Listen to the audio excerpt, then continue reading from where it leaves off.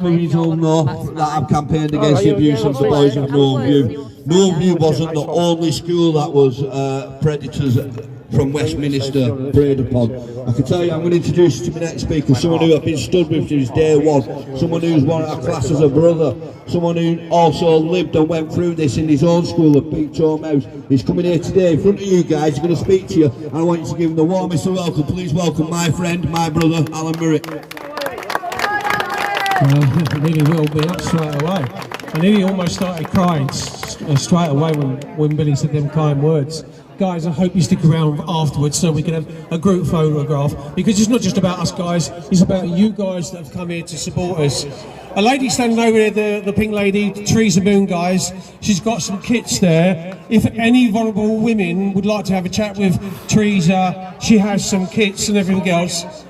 Just going to have a quick word with Teresa because she's got some kits that might help women if they feel unsafe on our streets. Guys, you know my name is Alan Merritt. I'm Beach Home survivor, where all my family were abused historically. We're talking about children's homes going back to the 1800s. We're talking about 900 children in one children's home.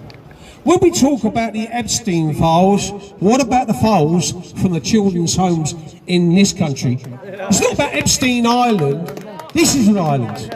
Where are all the files for the children like myself that spent 17 years and put in acid baths? I spoke at a rally the other day in Nottingham, and they were talking amongst themselves and they weren't listening to me. And then I turned around and said, they put us in acid baths. They got carbolic soap, they put it in our mouths, they put it in our eyes, they used 4 scrubbing brushes to take the skin off our backs. They beat us, they punched us, they psychologically destroyed us, physically, mentally, tortured us. There are children that have gone through abuse, that have turned to suicide. There are people that have turned to drugs. There are people that have turned to drink because of their trauma. And what do our politicians do? All 650 in Westminster. It's not Westminster, it's the epicentre of paedophilia. Our politicians are involved, and it goes right back hundreds of years. Our politicians are not here for the likes of us. They're not like any person can see this, hear this.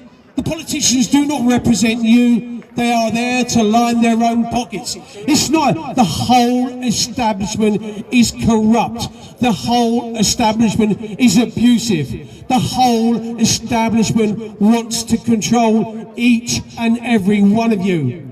People like myself, I've been in the Lords. I stood up in the Lords and I said I demand to speak. They said it's recording, you don't have to film it. 5 minutes into my speech where I started naming politicians, the feed was cut. What are they covering up? What are they hiding? We know the politicians are involved, and so do 650 other MPs. They're all complicit and they all keep it quiet and say nothing because they want to keep their jobs. They want their enhanced pensions. Lord Steele, leader of the Liberal Democrats, knew all about Cyril Smith, right? He knew all about it. He ended up being a leader of a political party, then going on to the House of Lords to get an enhanced pension till he was 81. When he left at 81, with his big, rich, enhanced pension, he said, I knew all about Cyril Smith 40 years ago. Why didn't he save all them victims? Why didn't the perpetrators go to prison? What did the police do? Nothing. What did the courts do? Nothing. What do the councils and social services and the family courts do? Nothing.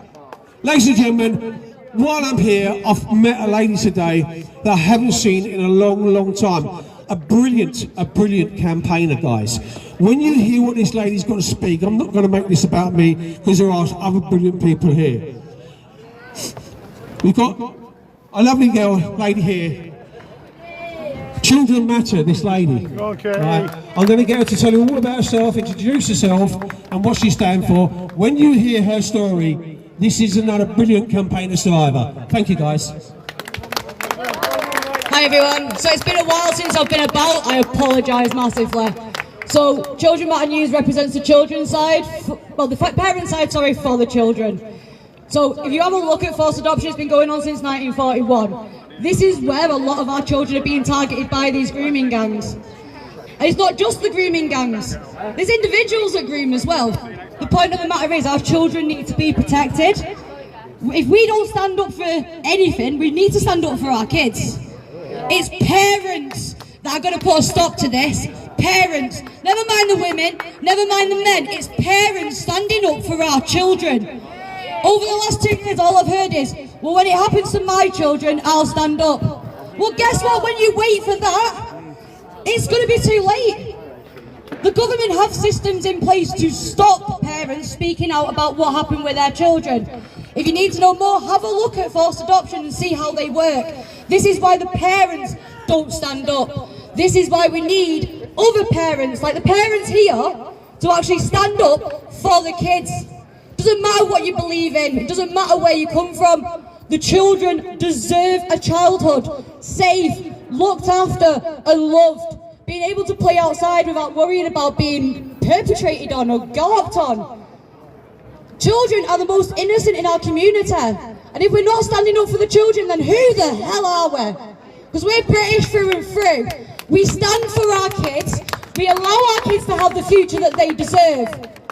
I don't talk much about my personal history, but I have history when it comes to the grooming. It wasn't gangs with me, it was people of my own complexion.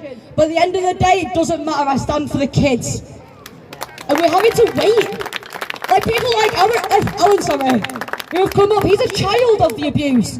We've literally waited for the children to grow up and be adults, for them to come out and tell us what happened to them. Where are the parents? People are walking by with their kids. Like, we're all here for the kids, not just our own, all of them. Because kids are innocent, they are the most precious and they should be looked after. If you stand for the kids, I want to hear it. Save our kids. That's all.